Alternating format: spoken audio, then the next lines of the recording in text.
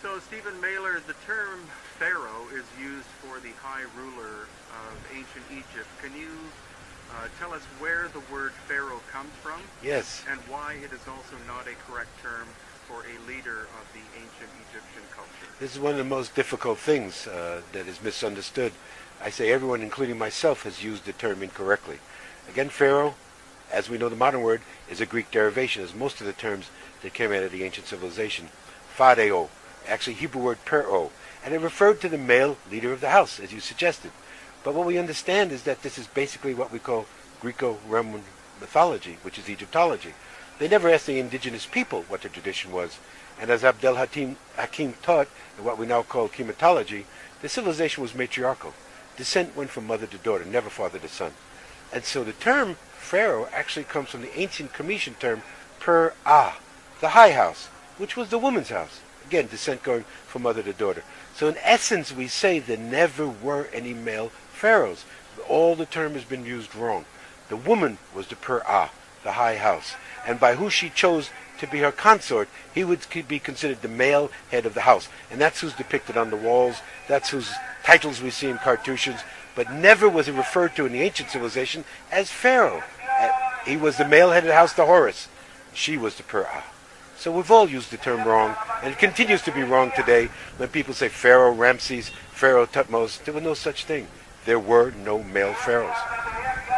So, Stephen, if we have misunderstood the idea that ancient Egyptian culture was matriarchal and not patriarchal, when did the concept of patriarchy, when was it introduced into the history books and into our understanding or misunderstanding of ancient Egypt? I think it goes back thousands of years before academia represents.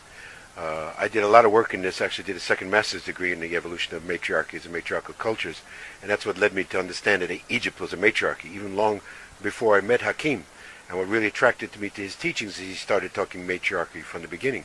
But as he explains it, as we understand it, it is wrong to believe that what patriarchy became was the father or the husband replacing the mother or the wife. That is not how it came. And we trace it back to what we see matriarchal influences in actually prehistorical cultures going back to the Upper Paleolithic 14,000 years ago.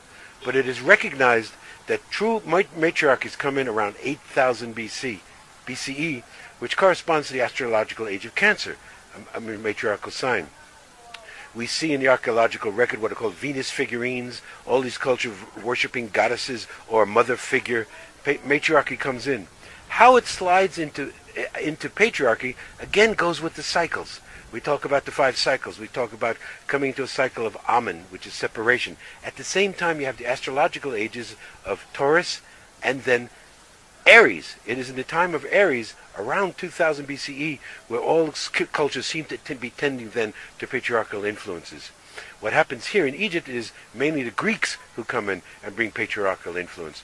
But what happens is, patriarchy is not the father or husband replacing the mother. What it is the son, S-O-N, replacing the mother.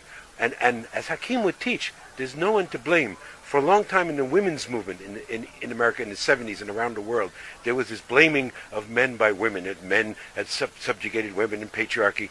But what Hakim said is actually, you see in the archaeological record or in the mythological record or in the traditions, mother begins to push son forward and tell him, you're my good boy, you're my strong boy.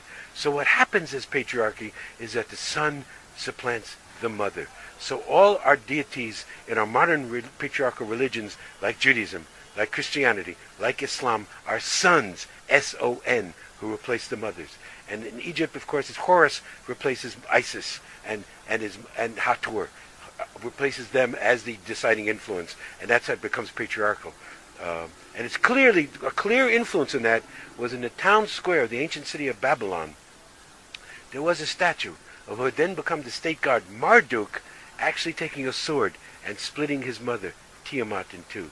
There's two interpretations of the statue. One actually symbolically showing the victory of patriarchy, the son, over the mother, and there's also a theory that actually represents an exploding planet, the planet that was between Mars and Jupiter, that we know is the Van Allen belt, that there was a planet there. Tom Van Flandern has supported that theory. Both are true. But Actually, what patriarchy was the son replanting the mother. And now it's time now that consciousness has come about, that the son no longer will be ruling.